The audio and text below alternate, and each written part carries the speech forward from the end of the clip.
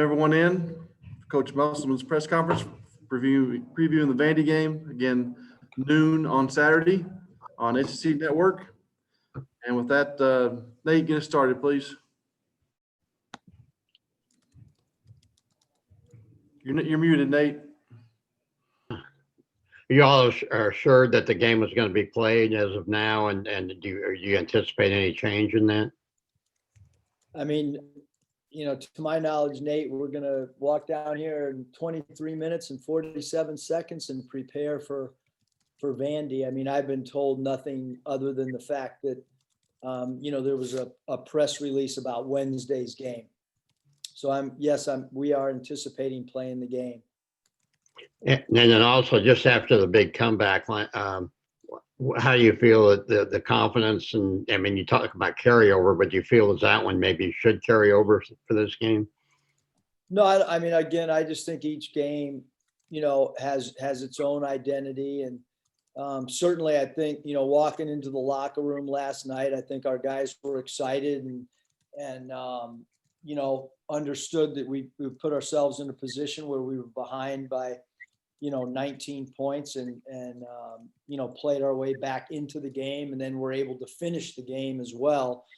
A lot of times in games like that, when you get, when you fall behind, you can go up, but then the other team makes the last run and still gets the win. So I think our guys were excited about that. Again, last time I've seen them was, when I walked out of the locker room to join you guys, and now I'm talking to you guys again before I've seen them. So I've been on the Zoom with you guys more than I've seen the guys. I haven't seen them since I walked out and was talking to you guys last night.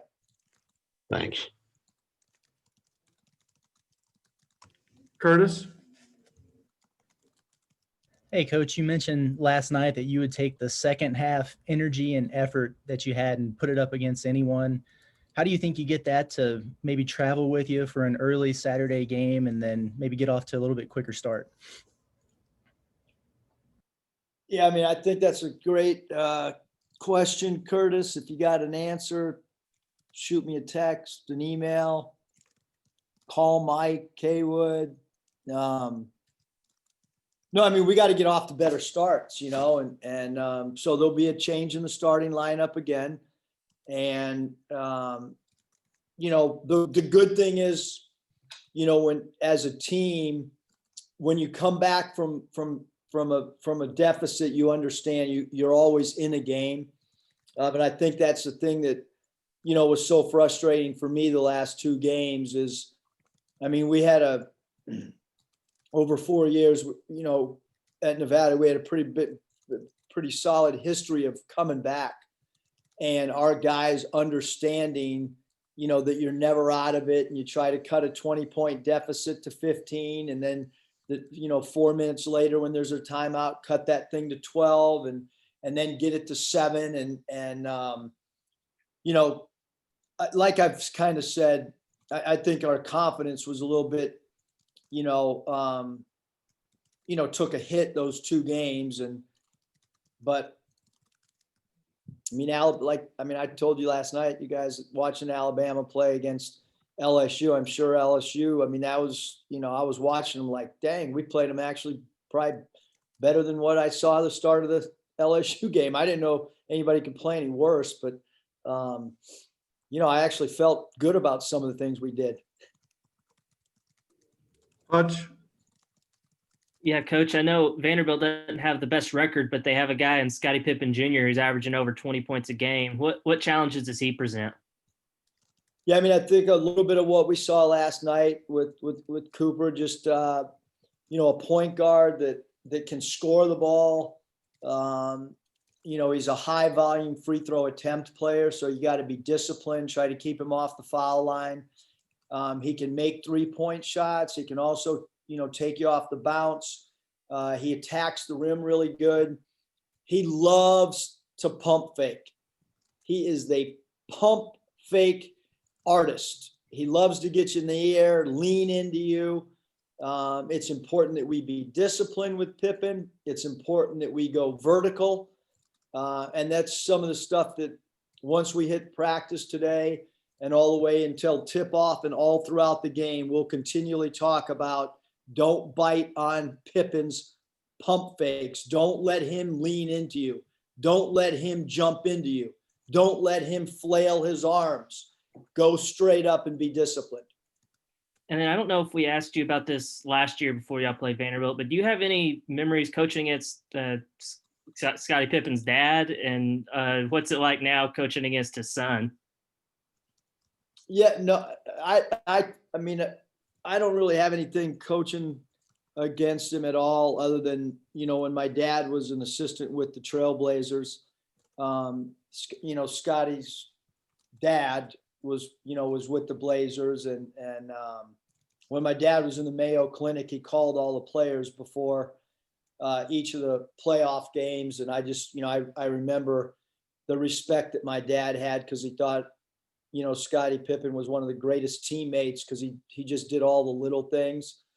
So that's really my only, personal type connection.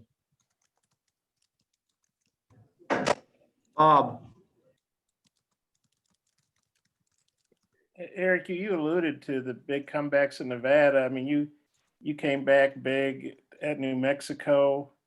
I think at the time you said it was the greatest win you've ever been a part of. And then the next year you hit a big comeback against Cincinnati, and you said it's the happiest you've ever been in your life. I know last night what an NCAA tournament game, but it was a pretty big win based on what you guys were going through. Where does that win fit? And what's the key to, making big comebacks like that? Yeah, I think the key to the comebacks is really just, believing. It was even Texas, in an NCAA tournament. I think we were down 12 with like 7 minutes to go or something like that. I think it's can you just reach mini goals each time out? You can't look at a 19-point game last night.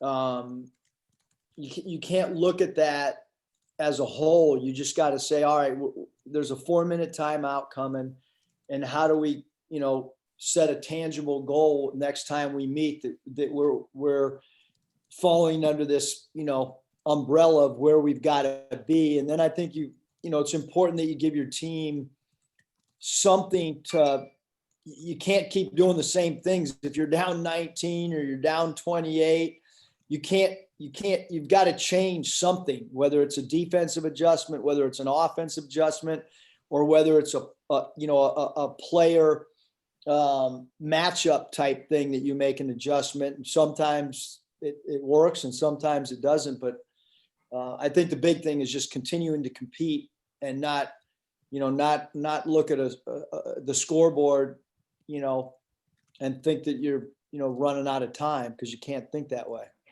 And then where does that game last night rank with maybe those big comebacks you had at Nevada? It's just kind of different, because we had gone through the 2 games. It was different when we were down 28 or whatever at New Mexico. We were in the top 10 and undefeated at the time. So it was, that was the year before. Right. I don't know. I think it was just different last night, Bob. It was, we could not lose that game last night. Just based on, how the other 2 games had gone, and knowing that we go back out on the road. It's from a scheduling standpoint in conference, I don't know if I can remember going on the road this much, because we're back out again tomorrow. So we had to win the game last night. Yeah, you must have pissed off somebody in the conference office or something for that schedule. And then you basically went with a 6-man rotation the second half. You played Note 29 minutes because Jalen had fouled out, I guess, and then Devo had a couple turnovers. And you talked last night about shortening the bench. Could you see just going with 6 guys if that's what it takes? And Yeah, I think Bob, we're probably looking at 7. And then we have a little bit of a line drawn, and then we have a little bit of a line drawn after 8, and then We have a 9-10, which if things aren't going good, I mean, I think we've proven over the first half last night and the Alabama game and the LSU game that, when I'm subbing a bunch of guys, I'm just trying to find something that works. And sometimes there's not a lot of separation in our play. But I do think that, some of these guys, I'm going to let them play through mistakes a little bit more because they've earned it. And, again, if we get behind by a lot, any coach in any sport would try to make adjustments with personnel. But if they're playing pretty good in sync defensively and offensively and following the game plan, I am more inclined moving forward to have a smaller rotation. And then with Vandy, they're 0-4, but 2 of their losses have been by 3 points to Kentucky, and I think it was Mississippi State. Just what do you think of their team? And, last year they were winless and they beat LSU, who hadn't lost a game. So, I mean, how scary are these games? Because you figure that they're going to beat somebody sometime, Yeah, no, I mean, they're competitive. They're in games. They're well coached. Number one, Disu and 2, Pippen. Both those guys are from a scoring standpoint, are as hard to defend. That combo.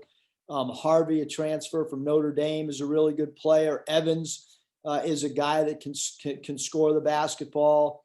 Number 10, Stute, can shoot the ball. He's a freshman player that can really shoot it. Thomas, number 12, off the bench, can really shoot. So they're a high volume 3-point attempt team. Pippen, like I mentioned, draws a lot of free throws attempted.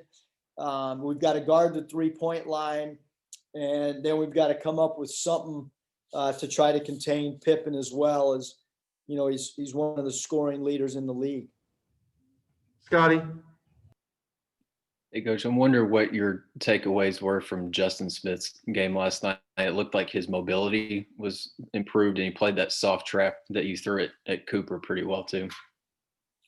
Yeah, I mean, he's the key to sometimes when we do some things defensively, Scotty, to whether it's a backcourt trap or in the front court, and I thought he was really winded and had a lot of rust at Alabama. I thought he would be rusty again last night to some degree, but should progress.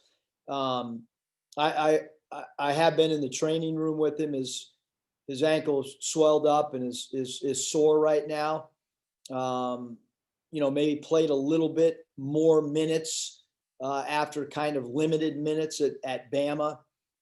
So the trainer felt like, that was semi to be expected, but he will not do much of anything today, or tomorrow. Just when you add in the fact that the game is a noon game.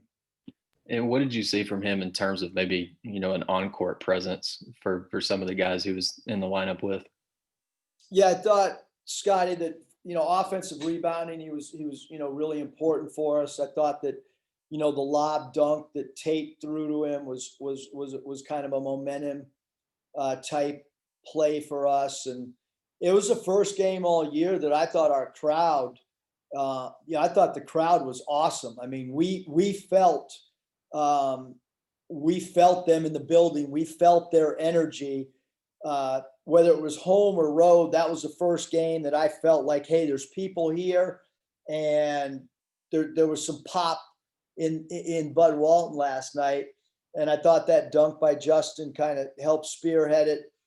Still a little bit of rust offensively, but I certainly felt like his effort defensively and his effort on the offensive glass was something that we really needed. And whoever we put him on, for the most part, he kind of, we don't have to worry about double teaming or shading an extra defender, at him. He's pretty much, takes his assignment and does a really good job with his defensive assignment.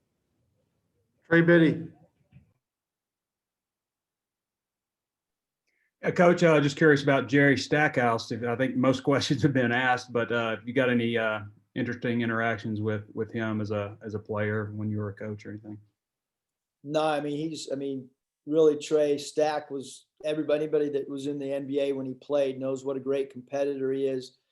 I did coach Jerry's, his half brother, Tony Dawson. Tony played for me in Rapid City. Still the greatest scorer that I've ever coached that didn't put on an NBA uniform was Tony Dawson, who played at Florida State, and like I mentioned, is Jerry's brother, and so that's, other than the fact just playing against him, he wasn't fun to play against because of how tough he was and what a great competitor he was, and obviously he could really score the ball, and then having coached Tony, but that's really the only thing that I have with Stack. Trey Schapp. Coach, did you learn anything new about your team last night that you didn't know about before? I maybe I learned some guys that might not play as much, Trey. That I mean, I like to be honest. So yeah, I think maybe I learned.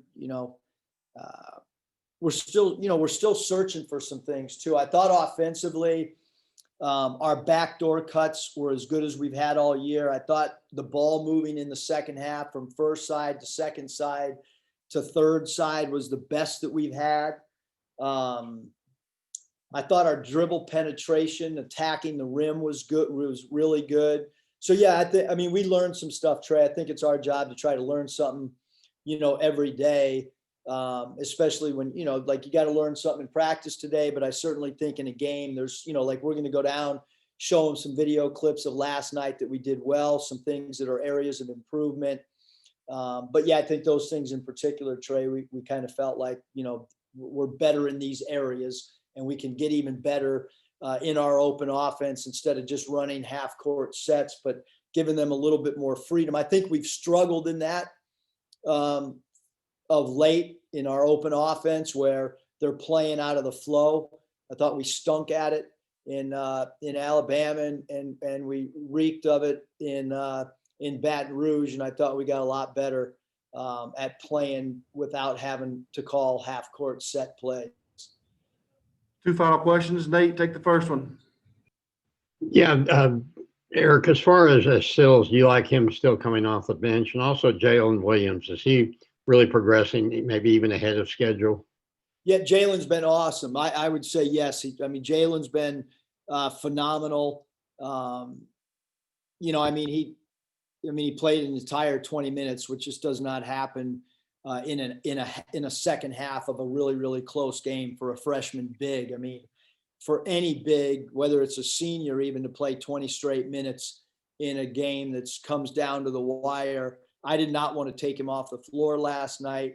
Desi's come off the bench, done a great job. He started, done a great job. So what we end up doing with that spot, I think Desi's mature enough to kind of handle whatever role we throw at him.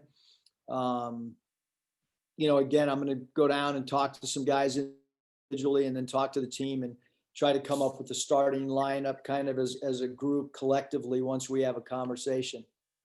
Thank you. Bob, final question. Okay. I had a two-parter, if that's okay. But Eric, you played Vandy last year in Nashville. Obviously, you played him at the pro arena there, the hockey arena. But that seems like about 10 years ago to me. How long ago does that game seem to you? About 10 years ago. Okay. You want to elaborate? No, it's just, everything, seems like it's been a long time. When's the last time you've, get on a plane or go to a restaurant and you don't have a mask on, or now it's going into an arena and coaching with the mask on. And that the last night that we were in Nashville, that, it was obviously surreal because we, had won a game and then just found out the next morning we were done playing. So it seems like 10 years ago. You put it perfectly. Yeah. And then, normally the bench is on the baseline there at Vandy. I'm not sure what they're doing with this year with probably limited seating, but Have you ever coached in a situation like that? And if it is, you know, if the benches are on a baseline, if so, what do you think that'll be like? They're on the side now. They're on the side and baseline now. Okay, for social distancing. Are Yeah. you glad about that? That you can be on the side? Yes, it's not fun on the baseline, I can tell you that. Okay, thanks, Eric.